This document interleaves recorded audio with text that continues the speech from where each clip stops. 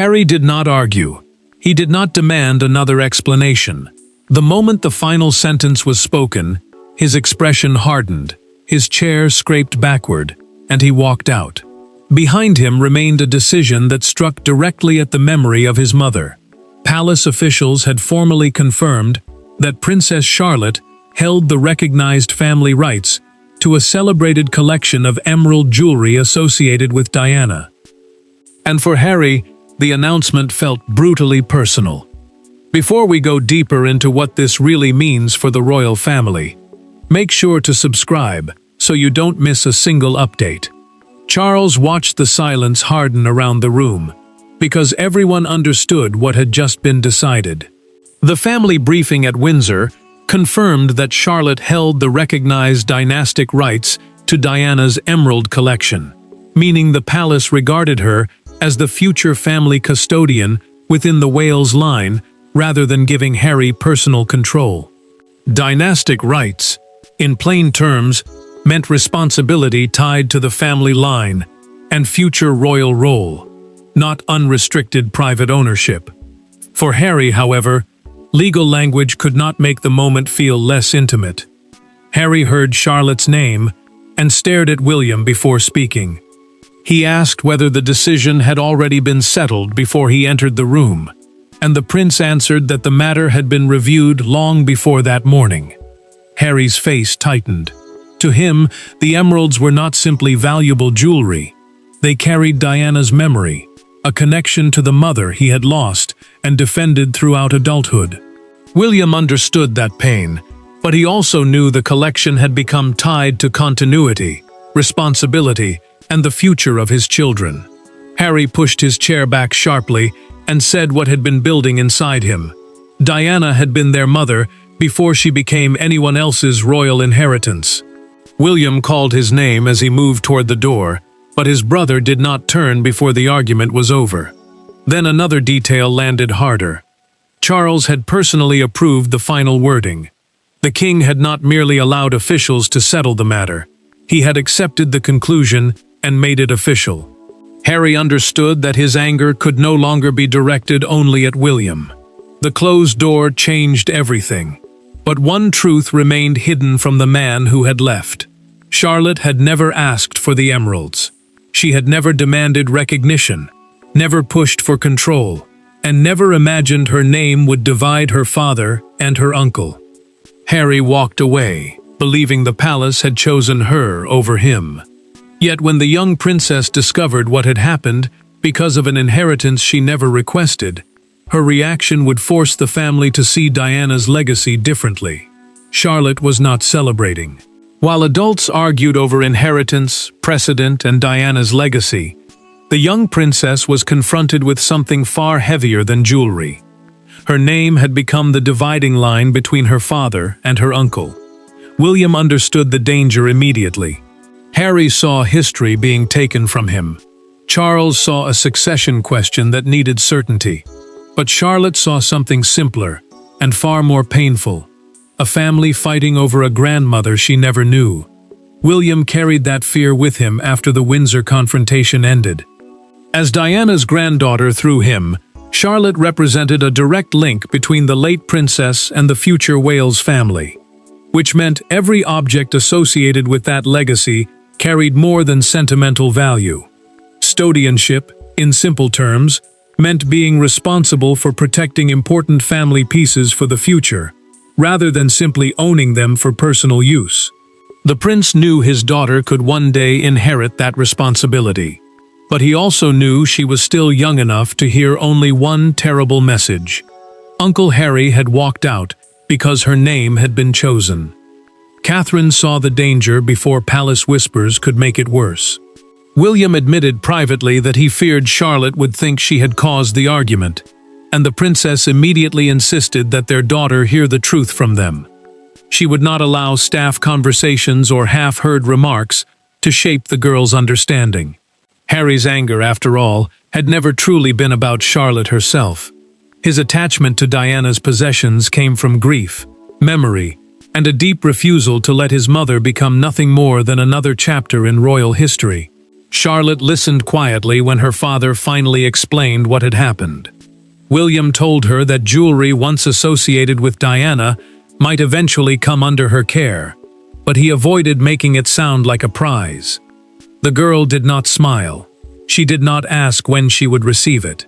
Instead, she looked directly at him and asked the question he had feared most. Was Uncle Harry angry with her? The prince paused, choosing every word carefully, while Catherine moved closer and made clear that no inheritance was worth making Charlotte feel responsible for a conflict between adults. Harry, however, was hearing the decision through a completely different wound.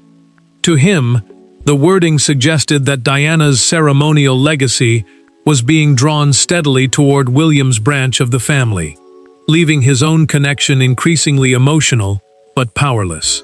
Charlotte saw responsibility. Harry saw distance. And William knew the anger had not begun that morning. Months earlier, one private request involving the emeralds had quietly forced the palace to confront a question everyone had avoided. The explosion looked sudden, but it had been waiting for months, and the first spark came from a private request that forced the palace to decide exactly where Diana's emeralds belonged. The decisive moment did not begin with Harry storming out. It began months earlier, with a request so simple that nobody in the room initially understood what it would trigger. During preparations for a future Royal Heritage exhibition, Harry asked whether Diana's emerald pieces could temporarily be placed under his supervision for a private commemorative project. The answer was not immediately no. That hesitation opened a question the palace had avoided for years, and once opened, it could not be closed again. Harry framed the request carefully, because he knew how sensitive the subject had become. Diana's jewelry legacy had never existed in one neat category. Some pieces were personal, some inherited, some loaned, and others carried institutional ties that made ownership less simple than public memory suggested. A Royal Heritage exhibition, in plain language, was a formal display designed to preserve and present objects connected to the monarchy's history. His proposal was not to sell anything, or remove the emeralds permanently. He wanted a temporary private tribute, built around his mother's life, and his own memories of her. William felt the danger almost immediately. The prince believed pieces strongly associated with the future Princess of Wales line should remain available to his children, especially Charlotte, rather than move beyond the central royal household without clear safeguards. Harry heard something else entirely. To him, his brother's hesitation sounded like the same old machinery tightening around Diana's memory, turning a mother into a legacy system. William saw emotional uncertainty. Harry saw institutional control. Neither man was prepared to surrender his interpretation. The tension broke during a private Windsor meeting 3 months before the final confrontation. Harry asked directly that the emerald collection be released into his custody for the anniversary project. William answered with one sentence, "Not until we establish who carries responsibility for them after us." The words landed harder than expected. A formal internal review followed, meaning palace advisors began examining older family instructions and custodial expectations to determine where responsibility should eventually rest. What had been a personal request was suddenly becoming a succession question. Charles received the review after advisors traced older guidance favoring the preservation of significant pieces within the direct Wales line. The king understood what that meant before anyone needed to spell it out. Charlotte, as the strongest future female custodian in William's branch, now stood at the center of a decision she had never requested. Harry, however, was never shown the complete wording at that stage. He knew a review existed, but not how far it had gone, or whose name had emerged from it. That silence became the fuse. Harry returned to Windsor, believing negotiation was still possible. William already knew the palace had moved beyond negotiation. And when the full conclusion was finally spoken face to face, what began as a request became a ruling. leaving two brothers staring at an answer neither one could soften. For years, Harry and William had survived arguments by leaving certain subjects untouched. Diana was one of them. Her memory was too sacred, too painful, too closely tied to everything they had lost together. But this time there was nowhere to retreat. With the Emerald decision now formally stated, Harry demanded to know why Charlotte's future claim mattered more than his present connection to their mother. William's answer was calm, and that calmness only made Harry angrier. Harry saw the emeralds as part of something deeply personal, a surviving link to the woman who had been their mother before she became a permanent symbol of royal history. William saw the same pieces through another responsibility, keeping objects with public and family significance protected for the generation after them. Royal heirlooms, in simple terms, are important family objects preserved across generations, rather than treated like ordinary private possessions.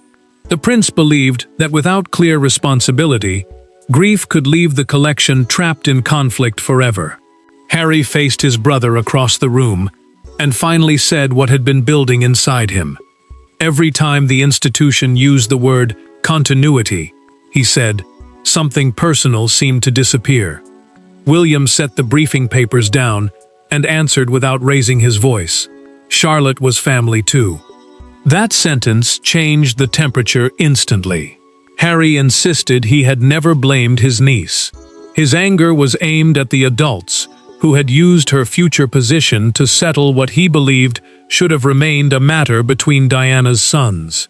William held his ground, but the argument was hurting him too. He told Harry that he had resisted making Charlotte's rights explicit within the family, because he knew exactly how it would sound. The prince had wanted more time, more privacy, and some way to keep his daughter out of a dispute she had never created. But Harry's earlier request for custody had forced the palace to answer the question. Once the review began, silence was no longer neutral. Someone had to be named. That realization struck Harry harder than another refusal would have. His attempt to bring Diana's emeralds closer to himself had triggered the process that placed them more firmly within William's family line. For a moment, the anger gave way to something more complicated: disbelief, regret, and the awful sense that his own request had helped close the door he wanted opened. William could not give him the one thing he still wanted: a reversal. Harry could not accept the decision as emotionally fair. The brothers had reached an impasse, and both knew there was only one person left who could explain why the ruling had become final.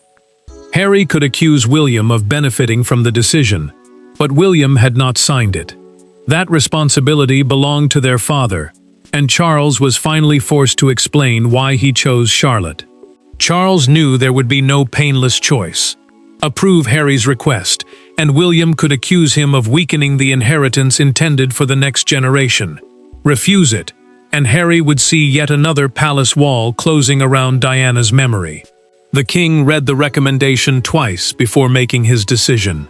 Then, in a moment stripped of ceremony, he placed his pen beside Charlotte's name and accepted responsibility for whatever followed. The consequences arrived faster than anyone expected. Charles understood why the final authority had fallen to him. As the senior family figure, he was responsible for resolving disputes involving pieces held within the monarchy's internal custodial framework, meaning the system used to preserve important family objects for future generations, rather than treating them as ordinary possessions. The king also saw the succession argument clearly. William stood first in the direct line of this branch. George followed him, and Charlotte represented the next prominent female descendant connected to Diana's legacy. On paper, the logic looked almost impossible to challenge. Charles still hesitated over the approval page. Administrative certainty could not erase the human cost, and he knew exactly how Harry would hear the ruling. Not as a question of stewardship, not as a safeguard for the next generation. He would hear a far colder message: your connection to your mother is not enough. The king set the papers down, then picked them up again. He knew refusing to decide might preserve peace for one day, but it would leave the same wound waiting for George and Charlotte years later. William tried once more to find another path. The prince asked whether responsibility could remain deliberately undefined until the children were older, giving Harry time to accept a less formal arrangement. Charles refused. He told his son that uncertainty was no kindness if it simply guaranteed another family battle in the future. William disliked the answer, but he understood the fear behind it. The king was trying to stop grief from becoming an inheritance of its own. Charles then added a condition that changed the meaning of the ruling. Charlotte would become the future designated custodian, not the unrestricted owner, of the emerald collection. She could preserve the pieces for ceremonial and family use, but she could never be pressured to wear them, display them, or publicly imitate Diana simply because the palace wanted symbolism. The monarch wanted responsibility passed forward without forcing identity along with it. Harry did not hear that protection when the decision was first announced. He heard only Charlotte's name, the formal approval, and the knowledge that his father had allowed it to become final. Then he walked out, carrying the most painful version of the truth with him. Charles had settled the question on paper, but paper could not settle grief, and Harry's departure turned a private inheritance decision into an emotional crisis the palace could no longer contain. The loudest moment had been the chair scraping back. What followed was worse: silence. Harry left Windsor without another confrontation, while inside the palace, the people he had left behind began absorbing what had happened. Charles remained motionless. William stared at the closed door. Catherine immediately thought of Charlotte, and when the young princess finally understood that her uncle had walked out during an argument involving her future inheritance, the emeralds stopped looking like a legacy at all. William knew the ruling itself was now settled, but the damage between the brothers was not. Palace aides were instructed to say nothing outside the family. The emeralds remained secured, and no ceremonial plans involving Charlotte were allowed to move forward. Ceremonial use, in simple terms, meant wearing or presenting important royal pieces during official family occasions. The prince understood why that restraint mattered. If Charlotte appeared with the jewelry too soon, it could look like victory. Worse, Harry could see it as proof that the family had moved on without him. Charlotte felt the weight of that possibility almost immediately. When Catherine explained that Harry had left before the conversation ended, the girl became visibly upset and asked whether the emeralds were the reason. The princess tried to reassure her that the disagreement belonged to adults, not to her. But Charlotte answered with painful simplicity. She did not want anything that made her uncle hate coming home. Catherine heard more than sadness in those words. She heard fear that an inheritance could become a reason for someone she loved to stay away. William carried his own guilt. He admitted privately to Catherine that he should have warned Harry before the final announcement was delivered in a room surrounded by advisors. The prince had believed formality might keep emotion under control. Instead, it had made the decision feel colder. Catherine did not excuse the walkout, but she understood why her husband was troubled. A question involving Diana had been treated like a matter of procedure, even though every person in the room carried a personal wound into it. Charlotte then made a request nobody expected. She did not want the emeralds presented to her in a ceremony, and she did not want her name used as proof that one side of Diana's family had won. William immediately understood the importance of what his daughter had said. She had separated responsibility from triumph in a way the adults had failed to do. The emeralds could remain protected without becoming a trophy. That realization gave William a path forward, but it required something far more dangerous than another palace discussion. Harry needed to hear Charlotte's feelings directly, without filtered language or another formal message. The institution had spoken through files and signatures. Now William chose something far riskier, meeting Harry without advisors, without prepared language, and without the protection of palace protocol. There were no secretaries taking notes, no courtiers waiting outside with revised wording. No officials ready to explain precedent. When Harry and William met again, they did so as two sons of the same mother. The emeralds remained unresolved emotionally, but something had changed. Charlotte had asked not to be treated as the victor. William repeated her words exactly. For the first time since walking out, Harry's anger stopped moving outward, and he was forced to confront what the argument had become. William had arranged the meeting precisely because another formal discussion would have failed. He knew Harry would hear every prepared phrase as institutional language, and every official explanation as another wall between them. Precedent, in simple terms, meant using past royal practice to guide a present decision. But the prince no longer wanted rules speaking for him. He wanted his brother to hear something far more personal. Harry arrived expecting another defense of the ruling. Instead, he heard Charlotte's words. William told him that his daughter had asked whether she could refuse the emeralds if accepting them caused pain. Harry lowered his eyes and said nothing for several seconds. Then the anger changed. He said Charlotte should never have been made to feel responsible for a dispute between adults. The prince agreed. He admitted that he should have separated his daughter's future role from everything unresolved between Diana's sons. Harry answered with a confession of his own. Storming out had turned Charlotte into the symbol of a fight she had never started. William then shared the part of Charles's decision Harry had never heard. Charlotte's future custodianship carried no demand that she wear the emeralds, publicly imitate Diana, or allow her grandmother's image to define her.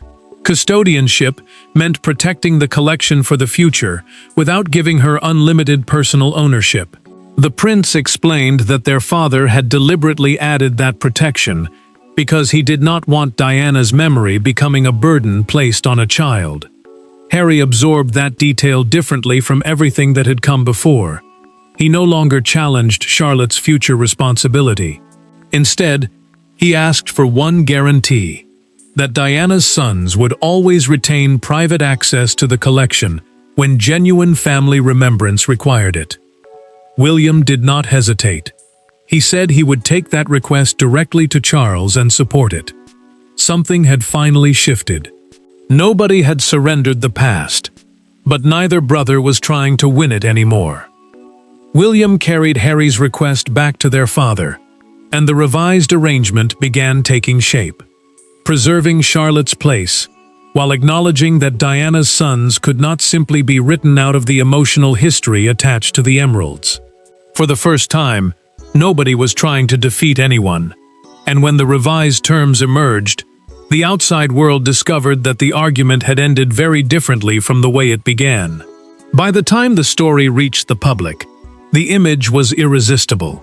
Harry walking out, Charlotte named as Diana's future emerald custodian, William caught between brother and daughter, and Charles carrying responsibility for the decision. Yet the reaction changed when one detail emerged: that Charlotte herself had rejected the idea of being treated as the winner. Suddenly, the story was no longer about jewelry. It was about a child showing more restraint than the adults around her. Harry watched the public argument split almost instantly. Some defended his bond with Diana and argued that no palace ruling could measure the connection between a son and his mother. Others believed important royal heirlooms naturally belonged within the future Wales line, where they could remain protected for another generation. Stewardship, in plain language, meant caring for something on behalf of the family, rather than owning it without limits. Palace messaging leaned heavily on that distinction, trying to make clear that Charlotte had not been handed Diana's memory as a personal prize. Harry hated the way several headlines framed the conflict. He was not furious with Charlotte, and he had never treated his niece as the enemy. His anger had been directed at the adults who turned succession into an answer for a deeply personal question. William felt a different kind of frustration. The prince had watched his daughter specifically reject any sense of victory. Yet now she was being presented publicly as the young royal who had won Diana's emeralds. That was exactly what Charlotte had wanted to avoid. One front page captured the tension better than anything else.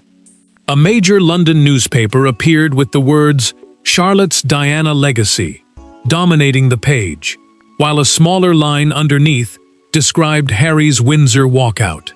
That same morning, a crowd gathered outside Kensington Palace, and the argument spilled into public conversation.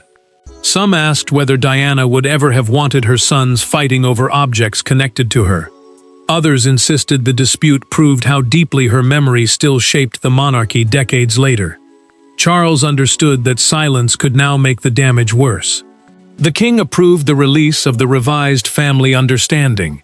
Charlotte would remain future custodian, while Harry and William would retain agreed private access for genuine commemorative purposes.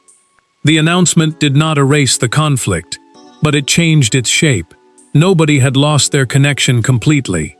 Nobody had gained unrestricted control. The public noise began to cool, but the family still faced one final test. The question was no longer who controlled the emeralds.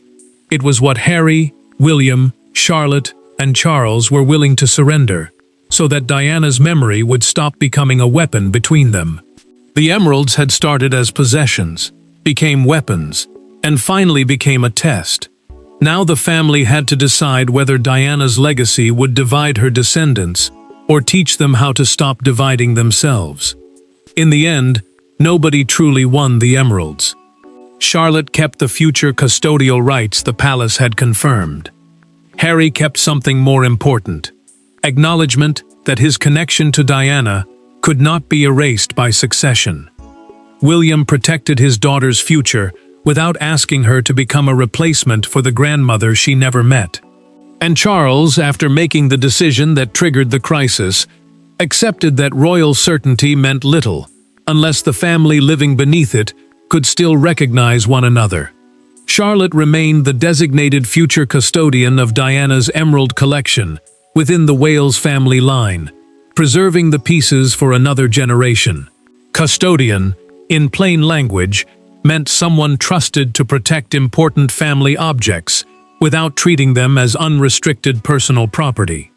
Harry and William were also guaranteed private family access for appropriate commemorative occasions.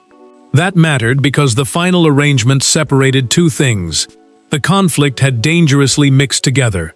Who would safeguard the jewelry, and who was allowed to remember the woman who once wore it? Harry made his final concern unmistakable during a private family conversation. He told William that Charlotte must never grow up believing he had walked out because of her. The prince promised his brother that she would know the truth, that the anger had been directed at the decision, the process, and years of unresolved grief, never at the girl herself. Then the brothers shook hands. It was not a dramatic reconciliation. It was something quieter and more difficult, an agreement that Diana's memory would no longer be used as a weapon between them. Charlotte received an equally important message from Catherine. The princess explained that responsibility for the emeralds did not mean becoming Diana, copying her, or carrying the weight of public expectation. Charlotte could one day wear the pieces, preserve them unseen, or choose not to use them at all. Her grandmother's jewelry might become part of her future, but it would never be allowed to define who she was. Charles finally acknowledged what the crisis had exposed. Administrative language could settle custody, but it could not settle grief.